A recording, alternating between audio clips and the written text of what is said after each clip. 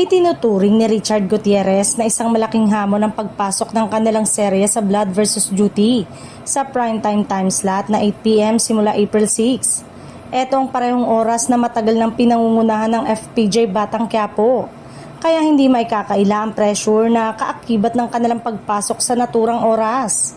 Ayon kay Richard, bihira umano ang mga maliled shows na sumusubok sa nasabing time slot mula nang lumipat siya sa ABS-CBN. Maliban kay Coco Martin, kaya naman para sa kanya, malaking oportunidad ito ngunit may kasamang matinding expectation mula sa mga manonood. Samantala, pansamantalang naantala ang planong pagpapalabas ng sigabo na pagbibidahan ni Coco Martin at Julia Montes.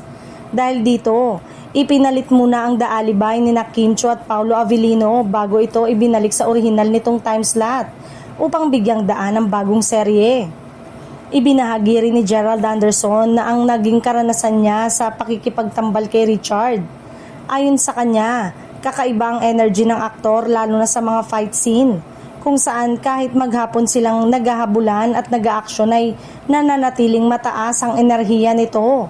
Para kay Gerald, malaking tulong ang pagkakaroon nila ng tandem sa pagdadala ng mabibigat na eksena.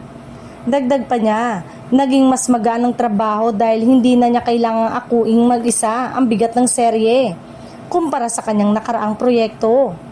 Aniya, ang solidong samahan ng cast ang isa sa mga pinapaganda ng kabuuang production ng palabas.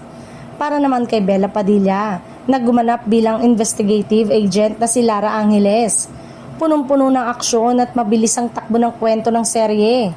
Bukod sa matitinding barilan at eksena, may dala rin itong sariwang konsepto na layong magbigay ng bagong timpla sa telebisyon.